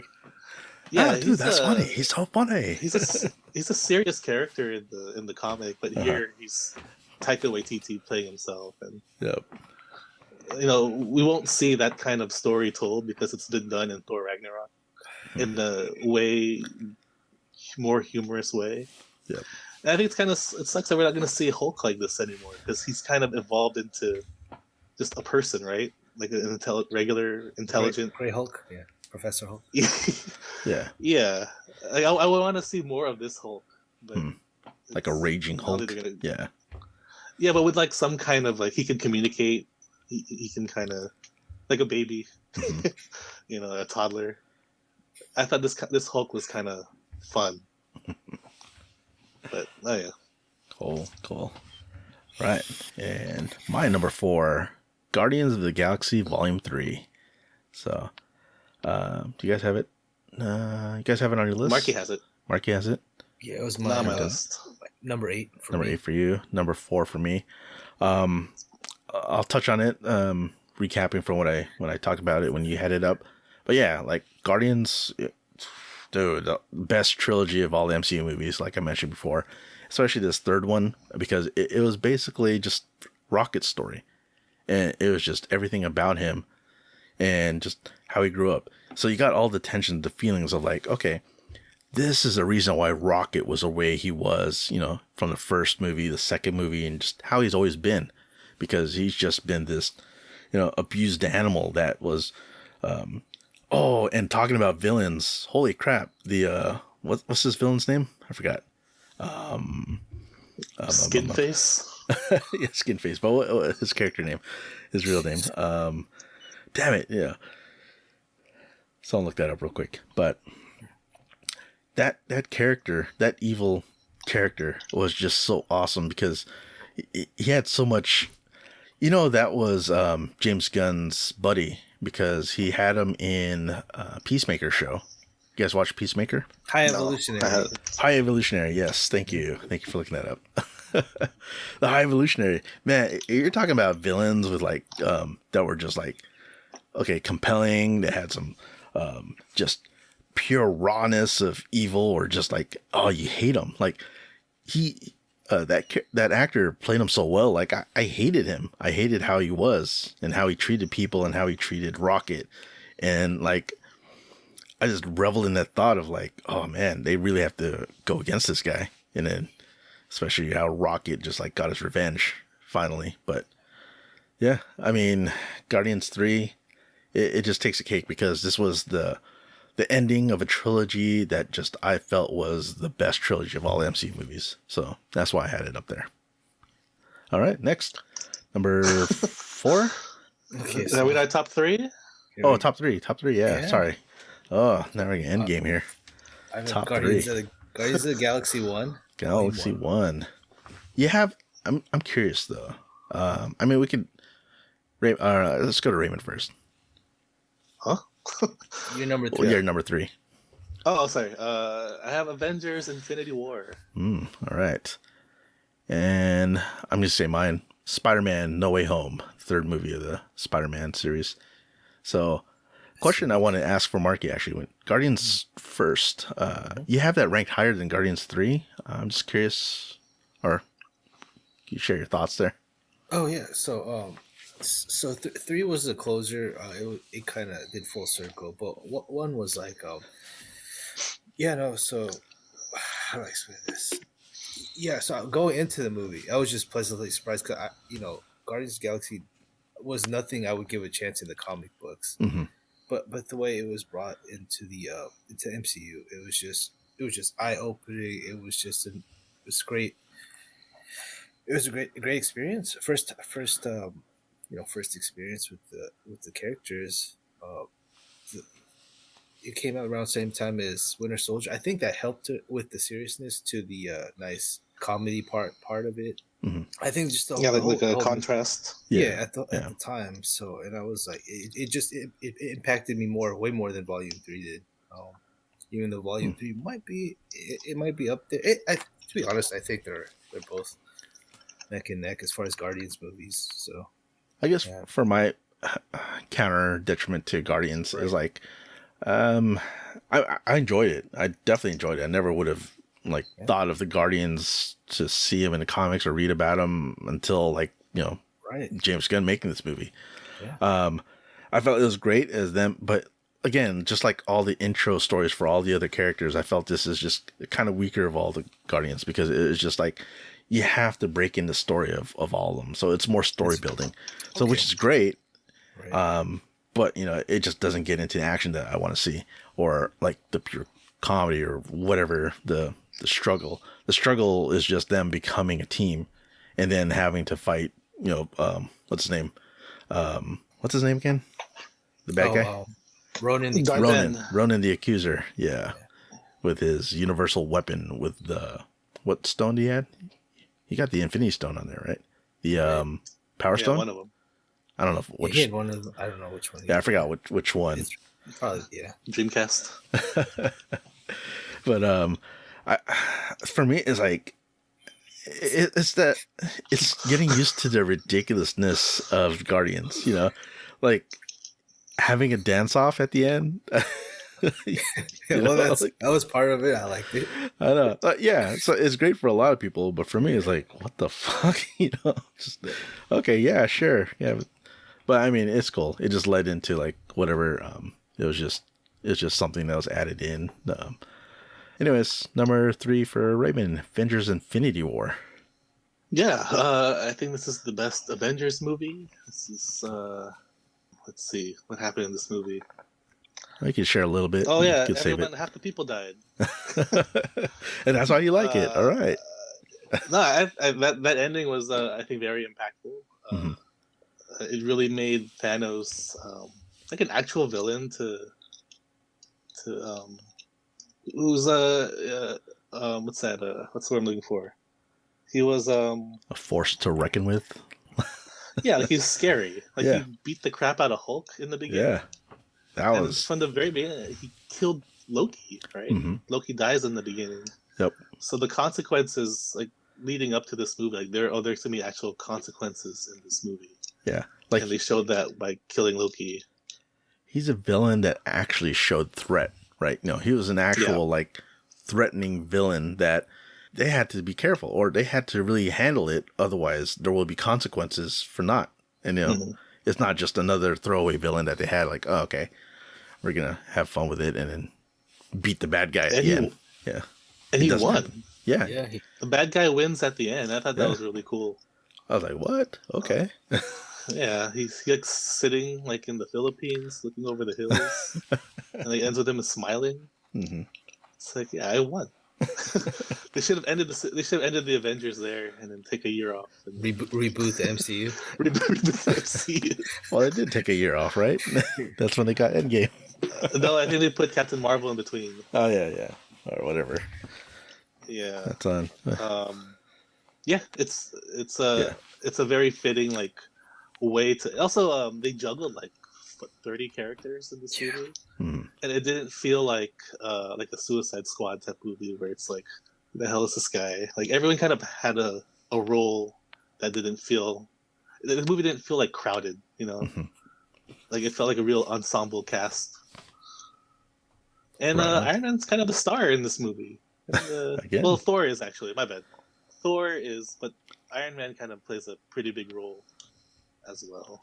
And, you know, it's as cool as Iron Man is, I'm glad that he's done. A little too much Iron Man. I'm glad that he ran his course from, you know, Iron Man to Endgame. And, yeah, it's the best Avengers movie. All right. We're going there. My number 3 pick is Spider-Man No Way Home. That's the third movie of the Spider-Man trilogy. It's okay. True. It's very nostalgia heavy because you are reintroduced into Tobey Maguire and Andrew Garfield Spider-Man. And then I'll be honest, dude, just having them in the movie, just like that took the cake for me. I was like, holy crap, this is awesome. I don't care about the rest, but just having all the Spider-Mans together, like, oh, fuck, that's awesome. And what also this movie did for me, for Spider-Man, I mean, Tom Holland Spider-Man himself, this is kind of like his true origin story. Spider-Man, I mean, Homecoming, then Far From Home, they were just, Tom Holland's Spider-Man, Peter Parker, was still just getting used to being, you know, the teenager with his awesome superhero powers. But by the time that he gets into No Way Home, it's like, holy crap, you know, he has to deal with, you know, what all the Tobey Maguire, Andrew Garfield Spider-Man felt when their, what's his name, Uncle, I forgot his name already. Ben? Yeah, when Uncle Ben, yeah, I don't know how, it slipped my mind, whatever. But, you know, Tom Holland Spider-Man finally gets his Uncle Ben moment, but it's with Aunt May instead. And then that just completes the reemergence of him actually becoming Spider-Man and not just being Peter Parker who's trying to learn how to be Spider-Man. This is the movie that kind of catapults him into that status of, you know, what it means to really be Spider-Man. And yeah. Yeah. It's not on my list, so. Oh yeah, uniques? Is this unique? No, it's on Marqui's. Is this my unique? No. Oh yeah, it is. I think this is a unique pick. Yeah, this is my unique pick. I just I wasn't a fan of how they were holding all the villains in these containers. like they were just gonna release them in cages. And, I don't know, it was off-putting, but that wasn't. It was okay. The nostalgia was great. Mm-hmm. Even the villains are nostalgic. Like Willem Dafoe. Isn't he's like Patrick Stewart's age? He managed to play another the same looking guy. Yeah, I mean, okay, if you're gonna blame it for like, oh, they just reused the character, like, yeah, that's why I said it's nostalgia heavy. I mean, there was nothing really new that brought it in as far as like villains or things like that, except all the old villains from, you know, the Tobey Maguire and Andrew Garfield universes coming together and becoming like even bigger, you know, villains or stronger villains because of what they were doing. Yeah, it would have been something different if Peter Parker had to deal with it by himself, but he had two other Spider-Mans. Mm-hmm. So it was like, okay, kind of balanced everything out. But dude, I hate to say it, but Willem Dafoe, when he's freaking splitting between, you know, being the good or the bad, you know, like, you know, his mind's all messed up.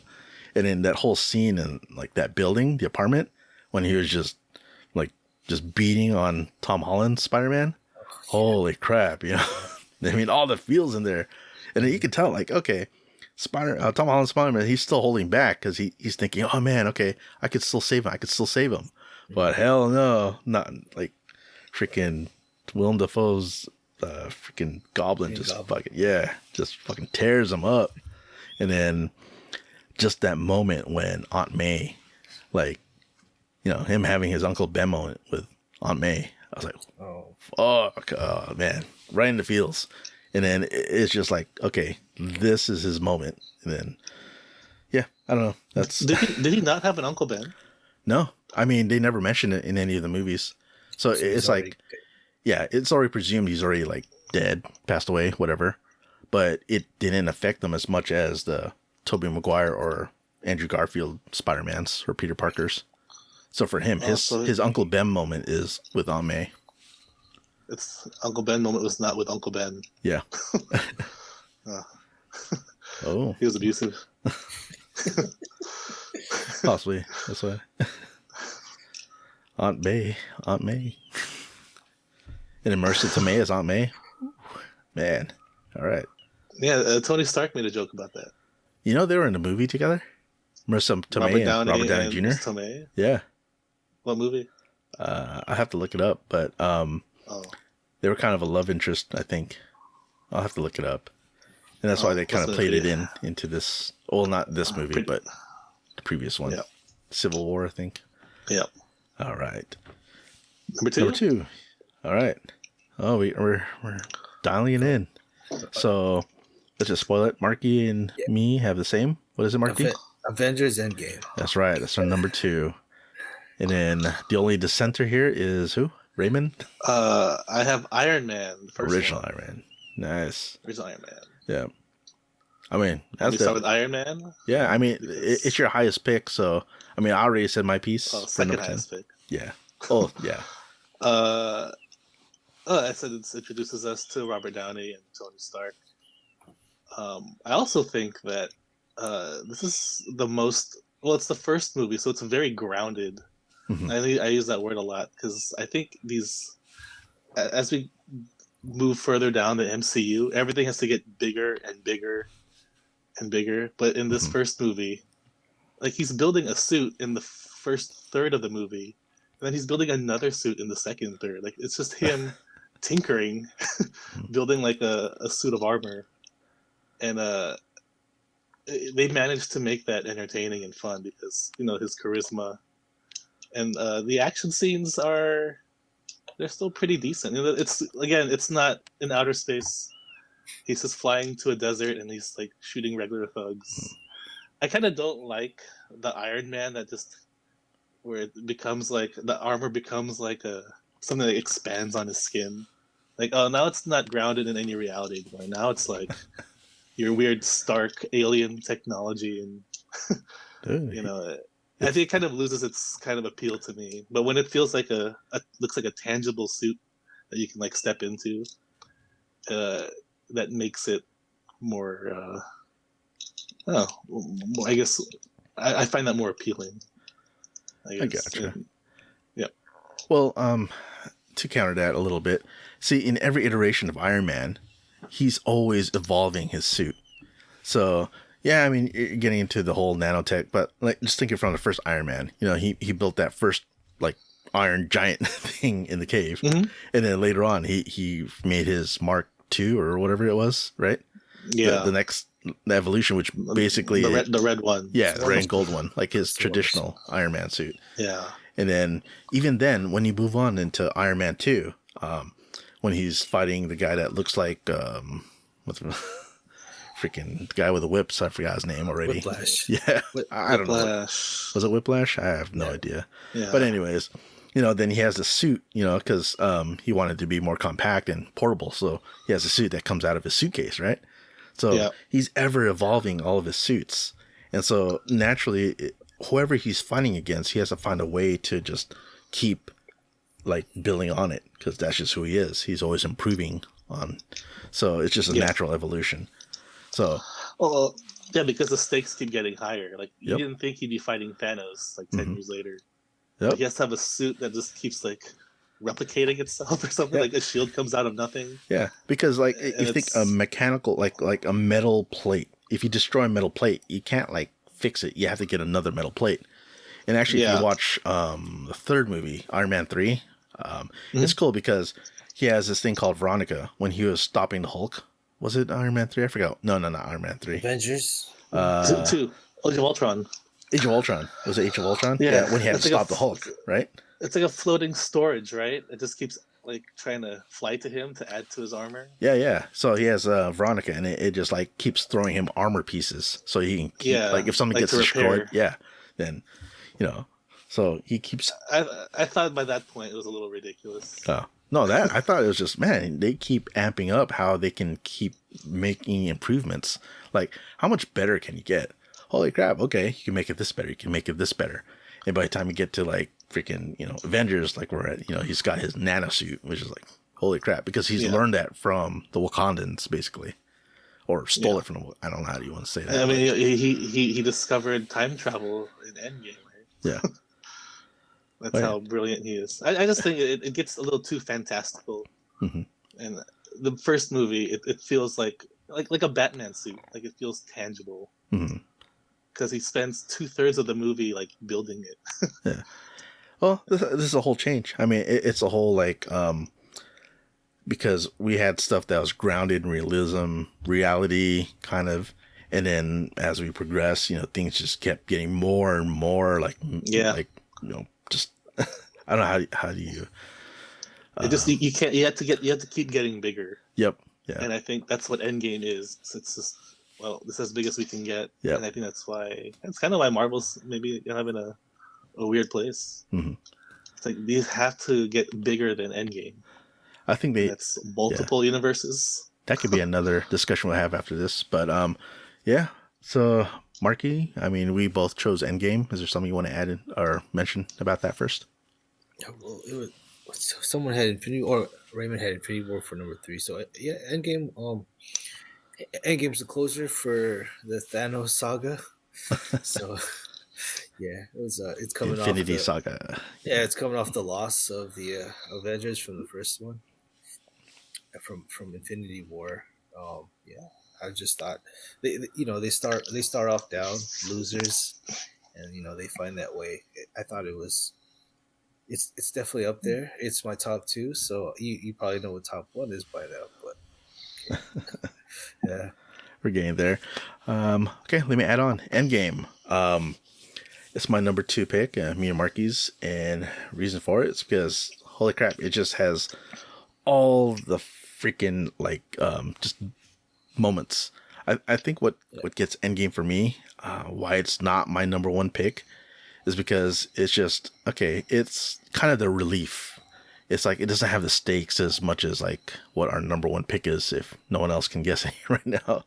But it's the moment where, okay, we're finally getting to the moment where they start with just downer moments in the beginning. It's just kind of everyone's down and out because of what happened from the Infinity War. And so everyone's just trying to like regroup what they had. It feels hopeless because they don't have anything for Thanos. Yeah. So it's kind of like a downer for like the first third or first act or whatever you call it. And then by the time they start like, okay, now they have to convince everyone to like, okay, we can do this, we can do this, we can do this. And then so it's just a build up to ending, the MCU story kind of. Like if MCU ended with Endgame, I would have been fine with that. I don't know about you guys, right? Like this, I think most people were fine with that. Yeah. If you venture into forums or different comments, I'm sure a lot of people can say, "Oh yeah, Marvel MCU ended with Endgame for me. Everything else sucks after that." Blah blah blah. Okay, but I mean, yeah, it's the final moment. You get. I mean, okay. I watched this. Honestly, I watched this multiple times in the theaters just because of how awesome it was. I mean, watch it with my friends, watch it with my family, watch again with other friends. And then just the iconic moments. The best iconic moment for me. I don't know. What was your best iconic moment? Let's see here. What was when they killed Thanos? When they killed Thanos early on. Okay. When they visited him in the Philippines and they do that. It's not when Captain America gets that. Here's like the Falcon in his earpiece. Oh, and on your left. Yeah. Okay, and that's Raymond's iconic moment. Right. That's right. Avengers, right at the end. Yeah. That's like, all I remember from that movie is like the last fight scene. On your left. Yeah. And then Falcon comes back from one of those Doctor Strange portals. It's just Falcon. I mean, what if they ended the movie after they killed Thanos the first time? I don't know if I linked you guys. There was a like how it should have ended kind of. Oh no. I'll send it to you guys. I'll talk about it after this. Okay, no, my iconic moment is definitely the hammer, Mjolnir. Oh, okay. when Captain America grabbed it. Yeah. Forging it? Yeah, when Thor throws it, it like goes past, Thor. Does it go past him? I forgot what happens, but it just flies. It hits Thanos and it flies back, but it doesn't fly back to Thor because he's down. It goes to freaking Captain America, and then at that moment is like the biggest eruption in the theater that I've ever heard in any other movie. Like, I don't know about you guys, but like I erupted because I was like, holy crap! That moment was just like just the it moment for me. It was Captain America. You've known he's always been worthy, and then it just finally proved it at this point that he's always been able to wield Mjolnir. He just never did when you were practicing doing it in Age of Ultron. Because there's a moment in Age of Ultron where they're all trying to lift the hammer. I don't know if you remember that. He moves it a little bit. Yeah, he moves it a little bit. But then the whole point is that no one should ever be really to move it. So he moved it because he was able to. He just didn't lift it all the way up to just not to show off to Thor. But then at that moment, and then even Thor says, "I knew it," So, didn't Thanos throw the hammer back? No, he hit it. He knocked it. Okay. No one else can. I mean, say Vision. Vision could do it. Vision care. Captain Marvel didn't. I thought she had it. No, she never had it. Okay. It whizzed past her when she arrived. I have a feeling it got caught and got thrown back, but I guess not. No, every time it was someone else that wasn't worthy, like they were just hitting it or knocking it or something, out of their way. Okay. So, I mean, Endgame for me, second one, because it's just the holy crap moments, the iconic moments, and definitely. And that's what did it for me. Okay, go with number 2. So number 1, no surprise for. I'll just start off with Marqui and myself. Marqui, say it. Avengers: Infinity War. Yeah. And our dissenter, Raymond, what'd you choose your number 1? Surprising. Mine is Ant-Man and the Wasp. Oh, hell yeah. Man. No, I'm kidding. No, my number 1 is Captain America: Civil War. All right. Do we hold off? Did I say too much from why I said it, or what do you want to say? I talked about Civil War a lot. Yeah, we all had it on. We all had it on our list. Yeah. I mean, it's definitely a top tier pick for me, for sure. Because, like I said, it's like another Avengers movie. It's a mini Avengers movie for me, and then just the whole scope of it just is awesome. I don't know if there's any more things you want to elaborate, Raymond, but more than you already did. No, I think So you guys okay. Yeah, you had. So here's the thing: you had Infinity War on your list, but you didn't have Endgame at all on your list. So. Oh yeah, that makes it interesting. Endgame. It is technically number 11. Okay. So it's just a top 11 movie. I didn't like Endgame that much, but I didn't hate it. So I know that's weird to hear, but 11 is really high. So okay, yeah, 11's still pretty high, almost top 10.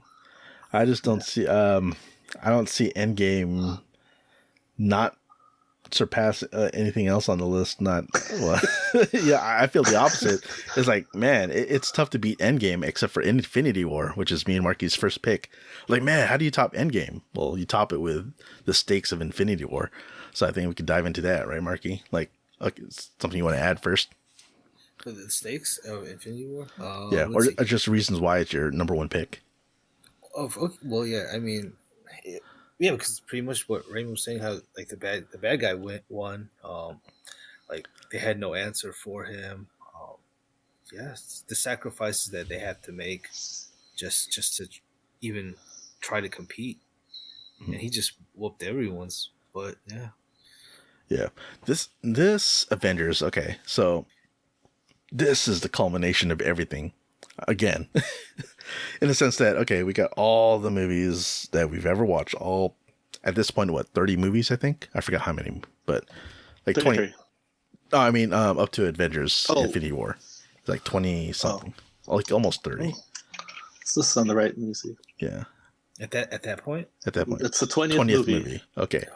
Yeah. So all those 20 movies, this is the culmination of all that, of just the world building of like the gathering of the Infinity Stones, like the story is coming together and you're finally having the big bad reveal of Thanos, after all the little teases they've had from like Avengers 1 to like all the different things that happened throughout all the other movies, this is finally the moment that you see the big bad. And then he freaking Thanos lives up to being, the big bad, the villain of the Marvels, I mean, of the Avengers, not the Marvel. But, the threat is real. The stakes are real. Like, he only had 2 or 3 power stones with him, Infinity Stones, when he was when he caught up to that Asgardian ship, right? And then he like, oh crap, you're starting off with Hulk already? It's like, oh man, we're gonna have a beatdown. Oh well, nope, it's not a Thanos beatdown, it's a freaking Hulk beatdown. I mean, honestly, yeah, go ahead. Okay. Sorry. Oh no, I was just gonna say, like, when one of his henchmen said, "Oh no, don't worry about it. The master or our Lord will take care of it, right?" And then just Thanos just like, "All right, my turn," and he just whoops Hulk's ass, just like. Yeah, man, he can't. He will, but also I could have had Endgame #1. Infinity War left you, hanging, but it made you want to see the conclusion, right? Yes. So that's what made it so powerful. Like, even though it ended on a clip, it was like the Empire Strikes Back for Star Wars, right? So, but I mean, Endgame was. I think it was worth the payoff to come back and finish it, and everything happened in Endgame. So I mean, I guess I could have Endgame #1, but honestly, Infinity War, it was just really, it was better. Yeah. I think for me, it's because it's just like everything that's built up to it is like, it's finally revealed. It's finally there. Right. Here's Thanos. He's right in your face and he's big and he's bad, And then it's the first time we're like, holy crap. Okay. Maybe the Avengers won't be able to beat this guy. And then lo and behold, he doesn't. They don't. I mean, they actually are defeated. And then so it's just like, holy crap. Just the whole reveal of like, the Avengers actually couldn't get the job done. And the villain did what he set out to do. And it's just like, it's like an ending, but not. So this is kind of a 2-parter because, Infinity War and Endgame, it's like 2 movies that are really supposed to be one. But except it would be way too long if it was one movie, right? So and you're right. Like the whole build up with the end credit scenes for Thanos saying, "Fine, I'll do it myself," and then he really does do it himself. He's like, So that's why it was my #1 pick. But like you said, I kind of could blend Endgame together. Those 2 together, like it's a complete story. So Avengers Infinity War and Avengers Endgame, it's one complete story that's kind of, if it was together, then together it's my #1. So that's kind of how it is. It's just, for me, it just felt more more surprising, more like just right at you, Infinity War. And then Endgame was just like the resolution to that. So, yeah, that's why. All right. Top 10. That was our top 10. And I think, do you want to do rankings or unique picks, or how are we going to do the ending of this? Well, so we ranked our top 10, and what we did is we averaged our rankings to create a cumulative top 10, which I will call the definitive top 10, meaning this is the correct top 10 list. Any other top 10 list is incorrect. So this is the definitive top 10 MCU movies leading up to Deadpool. Okay. Let's see. All right. So you guys want to... That's going to also, be we have a tie at 3 and 4, so we can... I guess there's no debate. I feel like we know what would go above what. I know my ranking brought it down, but you want to do it? Just read off the top 10 of the definitive MCU ranking. Yeah, you guys go ahead, do it. Oh, okay. Okay, so number 10 will be Guardians of the Galaxy. Original. The original. Number 9, Spider-Man No Way Home. Number 8, Guardians of the Galaxy Volume 3. Number 7, Iron Man. First number one. 6. Yeah, Iron Man. Number 6, Marvel's The Avengers. The first one. Number 5, Captain America, The Winter Soldier. Number 4, Thor Ragnarok. Number 3, Avengers Endgame. Number 2, Captain America: Civil War. And number 1, Doctor Strange in the Multiverse of Madness. All right. No, right. I thought you were going to say the Marvels for a second there. That's number 11. Oh, gotcha. Number 1 is Infinity War because Infinity War. It's number 1 for both of you, so that already skews the average. Of course, yeah. Unless, 2 to 1. Unless it was like my bottom movie. That was number 3. Endgame, I did manage to bring down, but yeah, we brought it up there with our number 2 picks. Yeah. Yep. Yeah. Cool. So Civil War's a safe bet. That's a really good movie. Yeah, you can't really say like, oh, Civil War doesn't belong there. Yeah. Right? Yeah. Definitely a top tier pick. So I don't see too much wrong with this. Personally, for me, it's definitive, so you can't. Between 3 of us. Between the 3 of us, at least. What about honorable mentions? Is there anything else that you felt like should have been up there that isn't? That isn't. Oh, actually, we do. Oh man. Well, I guess the next. Go ahead. Or do you want to start off? Go ahead. Sorry. I was thinking, okay. To counter that, what is the worst MCU movie? This is a curveball. I didn't ask you guys beforehand, but what do you guys think is the worst? Probably a movie I haven't seen yet, Black Widow or something. Yeah, the movies I haven't seen, I feel like are the worst. So I haven't seen Black Widow. I haven't seen Eternals. Mm-hmm. I haven't seen Quantumania. Okay. I haven't seen The Incredible Hulk. Wow. I actually missed that one. I didn't realize. With what's his name? Norton. Edward Norton. What's his name? Edward Norton. Yeah. Yeah, I think that's right. Okay. I even saw the one with Eric Bana, so I've seen them all. What's your worst MCU movie film? I am going to have to go with... let me look at the list real quick. I probably don't even have to look at it, because I'm already thinking Black Widow. That bad, huh? You saw it? That bad, yeah. Okay. Like, I think I saved myself. I was able to... Did I watch it in... No, I think I watched it in theaters, and I just felt like crap. I should have just waited to watch this on Disney Plus, like they said they would. So, yeah. I mean, Black Widow. I wished that they made Black Widow earlier in the MCU timeline. Would that have made it better? No, but it probably would have been more passable. But then what I think is it's because you've had so much fantastic, like, look where it's after Infinity War, after Endgame, after Spider-Man Far From Home. I was like, come on. You're going to have that. And then, just right after you had Shang-Chi, which I think that's my number 11 actually. So yeah, you put an 11th movie there. Yeah, Shang-Chi is up there for me. And Black Widow is just like this freaking stepchild, whatever. Just convoluted story that just, gosh, it sucks because they had great characters too. I mean, they had Florence Pugh as the sister, who I guess she'll become the new Black Widow, basically. Yeah.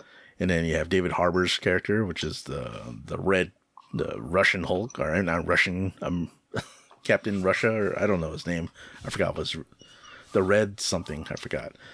And then, yeah, it just suffered from a really whack story and just bad timing, bad story altogether. If it was like in the first few movies, like before Avengers, then okay, whatever. It could have been passable.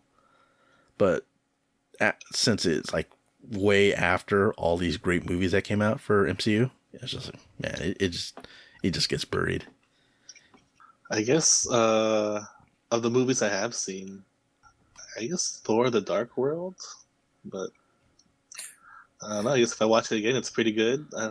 Yeah, I mean, I'd encourage you to rewatch it and just, because I thought it wasn't as bad as what people thought of it. Thor: The Dark World wasn't that bad. Yeah. I don't know. That's what stands out to me when I look at this list. Yeah. Like, you gonna pick one? Oh. I'm gonna have to rewatch The Incredible Hulk, the first one, or the only one, mm-hmm. And then I guess I give Black Widow a shot. I mean, you make the characters compelling, so Okay. You're gonna watch it because it's not recommended? Because it's my worst pick? Yeah, might as well. Okay, like this. But yeah, that horrible. Oh man, like I'd rather rewatch the Marvels, multiple times over than rewatch Black Widow. So it's a top 60. It's a top 60 movie. Yeah, that's for you. Actually, I enjoyed the Marvels. I enjoyed the Marvels. Yeah, we discussed that last time. We were all average +1. Oh man. Let's wrap it up our top 10. All right, we just finished talking about our top 10 movies in the Marvel Cinematic Universe. And trying this out in our remote session here. So this is something new for all of us, something new that we're trying. And I hope you enjoyed our little rant and discussion, about what we thought was our top 10s and collectively top 10 movies in the Marvel Cinematic Universe so far as of these 33 movies. Up to the Marvels, from Iron Man 1 to the Marvels. So, you guys have any final thoughts that you want to add? No, it's a solid list. Moon Knight season 2. Yeah, you really like Moon Knight, huh? Yeah. All right, folks, that pretty much wraps it up for all of us here. Thank you for listening to us. Hope you enjoyed what we had to talk about, and I hope you plan on listening again. So until next time, have a fantastic day. Hey guys, thanks for listening to our show. If you have any questions, comments, or feedback for us, we greatly appreciate that. If you can send us an email to worktimefunpodcast@gmail.com, or you can send us a message at X, formerly known as Twitter, and our handle is @worktimefunpod. Thanks again.